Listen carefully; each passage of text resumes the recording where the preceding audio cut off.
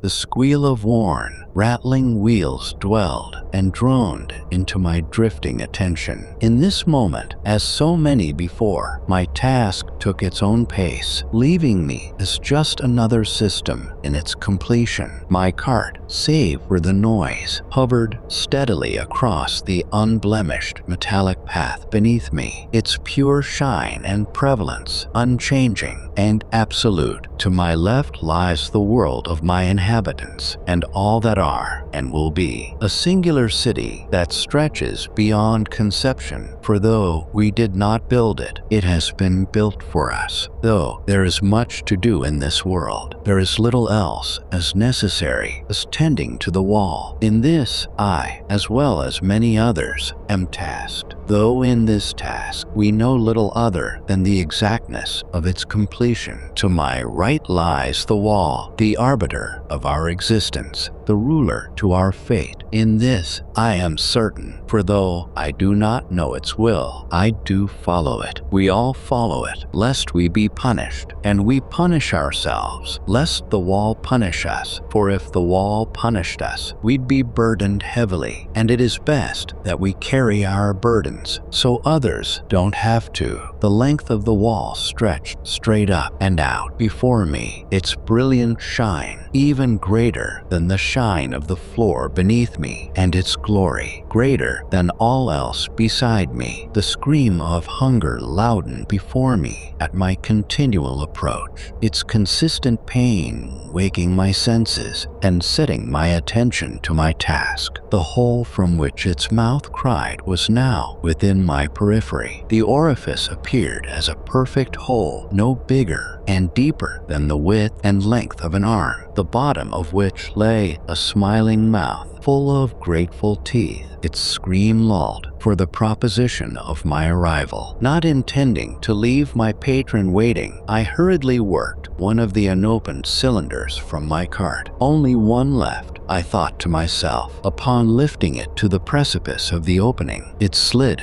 in of its own accord and became one with the wall, indiscernible from any other part of its perfect surface. Its return of gratitude lay within its response to my success. From the wall sprouted two empty containers, leaving no holes in their stead. My knowledge of their emptiness lay within the fact that the wall only ever gave empty vessels, and that empty vessels are lighter than full ones. Satisfied with my yield of 40 from the wall, being 10 more than last week, I walked home with my cart in tow, knowing it had been a job well done. As per the common occurring within my task, not all events happened to be dull, for within the horizon I could spy my dear companion, Jeremiah, and his venture within his task. His smile took his face completely this day, and his demeanor was restless as he witnessed my approach. I called out to him in kind greeting, naming him my closest friend and fellow keeper of the wall, our host, and asked how he fared. He called back that I was full of joy this day, and he was right, for here was my dear friend along my path home, and my task was complete, so I was surely to have cause to celebrate. Jeremiah was eager to share in that celebration, for he had news of successes of his own. He had been elected by the wall to ascend. My smile presented as a false joy, for though I felt pride for my brother in this moment, I couldn't help but feel envious. I had been in my task for over a decade, but Jeremiah had been in his yet only a year. He asked whether, when he was returned from his task, he might visit my home and continue our celebration then. His posture shifted as the sound of the wall screamed out before us. I told him in forced elation to do well in his task, and that I would await his arrival. For the rest of my journey home, my thoughts of purpose and duty consumed me, and when Jeremiah visited, I followed his leave from my home. There, at his ceremony ceremony. I witnessed him and many elders gather before the wall. In their ceremony, I watched as they showed Jeremiah the contents of the cylinders and many other secrets. Though I was not within distance of sight to see the contents, or within sound of ear to hear the secrets,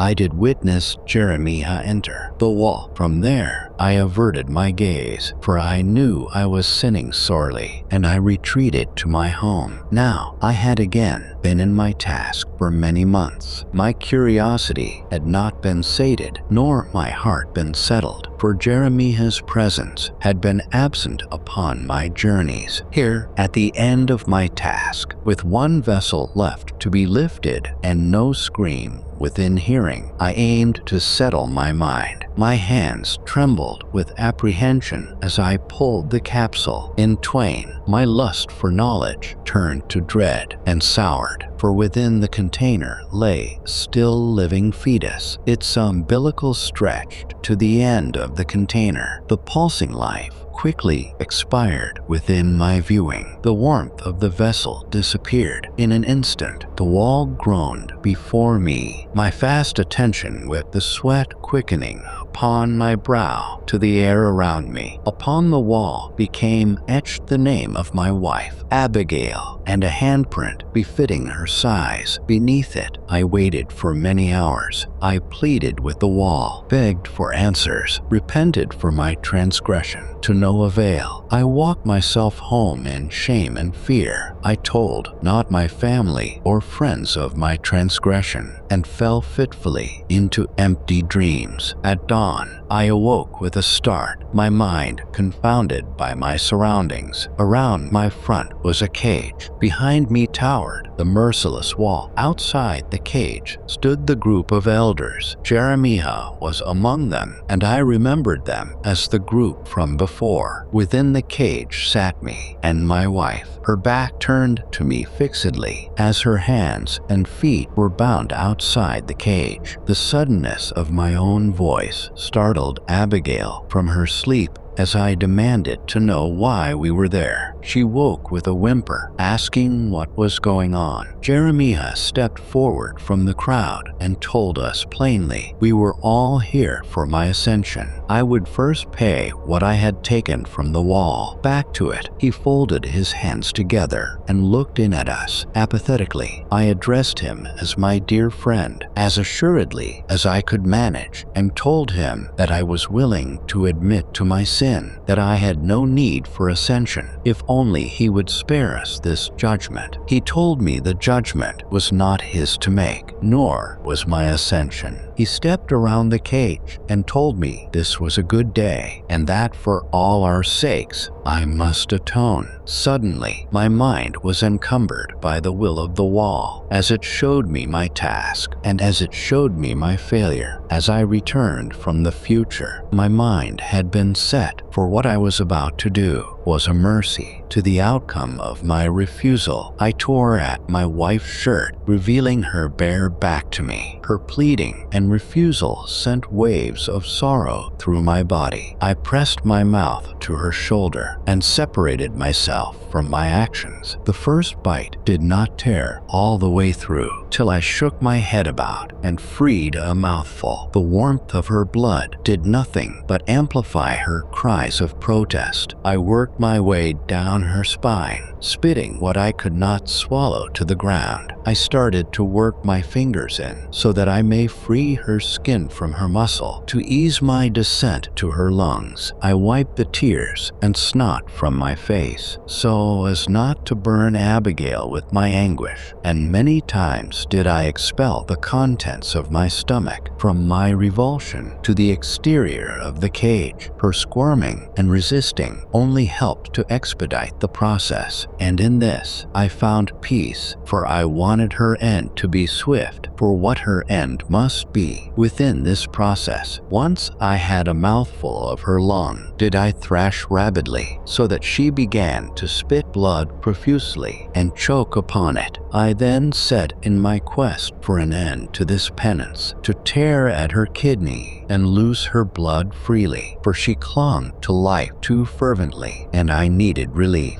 In the freeing of her blood did I stop and hold Abigail, to comfort her in her journey to the other side. I spoke many comforts, till long after she was cold, and her blood had congealed. To those who serve the wall, serve with faith and patience, for you will find what you seek, and take with care from the wall, for you will give equally in part from yourself.